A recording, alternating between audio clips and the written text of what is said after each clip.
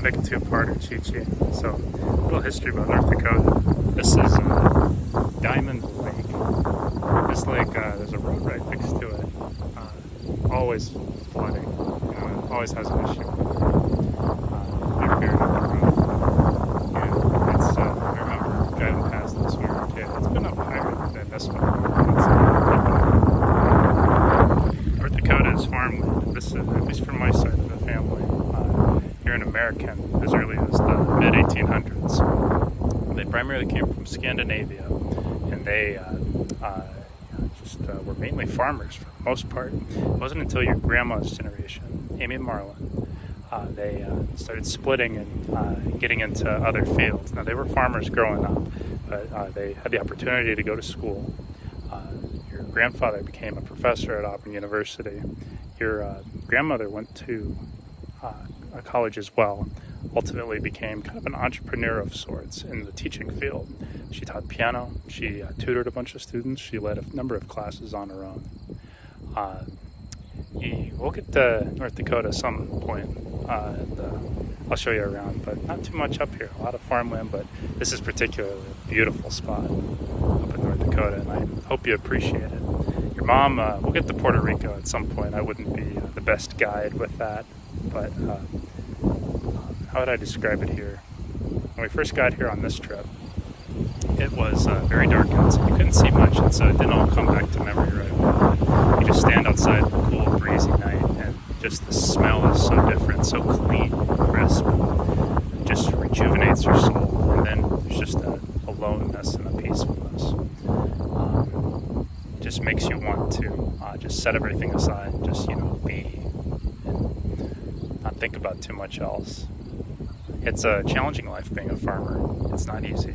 It's a lot of things where you really have to depend on, you really have to trust God to take care of you. Things can go well for years, and then things not go well for years. And then, just in a market that's always looking to grow, make money, it makes it challenging when you try to make a step like that, and not everyone's keeping up at the same pace. A lot of different challenges, very challenging field. This is part of your roots. Or to say, take one thing from it. You don't have to be a farmer or marry a farmer, necessarily. I'd say, if you're to take one thing from North Dakota, is maybe do not be afraid to be still and to think about and reflect what God has done for you and how He's been faithful to you, and giving thanks for those things. And reflecting on that, knowing that He's going to be with you in the future too. I think that's something just the people and the environment in North Dakota give off, and a wonderful lesson to learn. I love you so much. I could have brought you on this trip. I'll get you up here at some point. Love you. Alright, Chi-Chi. So this is Grandpa and Grandma's old house. We still own it. Nobody lives here. You wouldn't want to live here. A lot of mold in it. Garage is right over there. And then there's a storage way over there in the corner where Grandpa used to keep some of his tractors. Over on the side of the house, right here, Grandma used to do a lot of gardening and would grow a lot of stuff right here. And then, just out in the distance this way, all that farm equipment belongs to the people renting the land. That doesn't belong to us. But way out, all along here, then going way out there, is part of the land that we rent out to people that are still wanting to farm. Yeah, pretty remarkable, huh? Can I zoom in there? No, I can't zoom in with this. Oh, that's okay. Maybe I can flip it. No, I don't know how to flip it. That's okay. And then this is another garage that Grandpa kept his trailer in. I think it's still in there.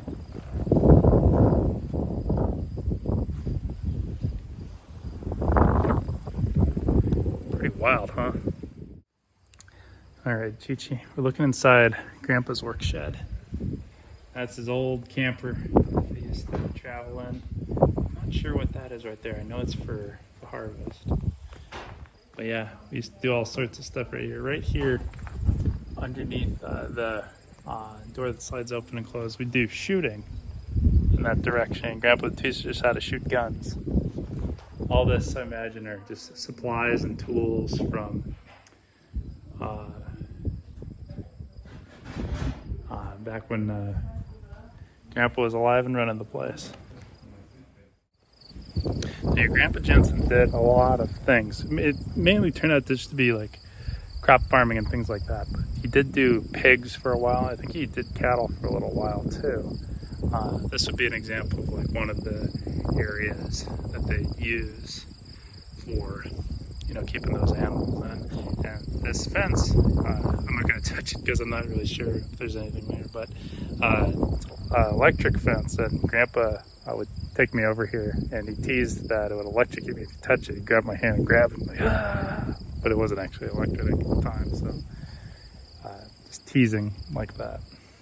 So there's Grandpa and Grandma Jensen, or your great Grandpa and great Grandma Jensen's house right over there. And I walked over to get you a better look of the field. Yeah, isn't that just incredible?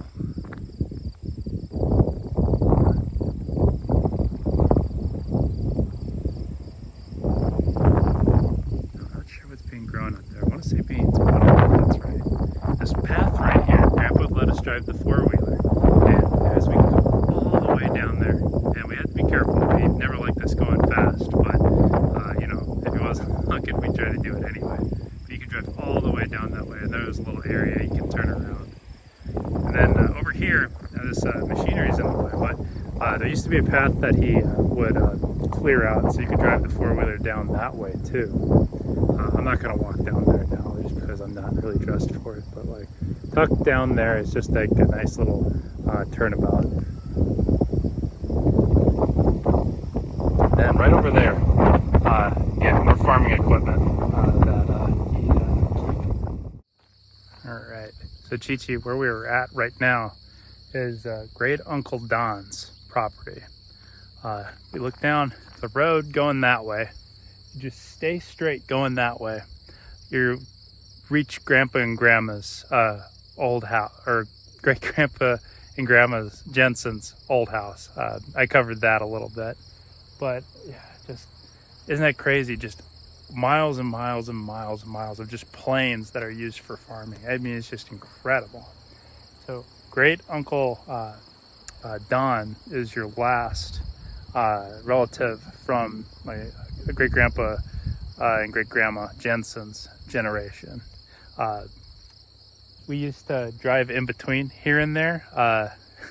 We had this really old pickup that I can't remember if it was Don's or Grandpa's, but they'd let us drive it and practice driving it on this straight road going from one place to the other. I have a fond memory of that. This is Great Uncle Don's shed. He used to drive a F-250. He gave it to your Uncle Michael. It was a very generous gift. And about 180 to that. It's tough to see, but that's where his house is. Now, it's tough to get in there now because this driveway, he just cut the grass and you just drive over there, and now it's just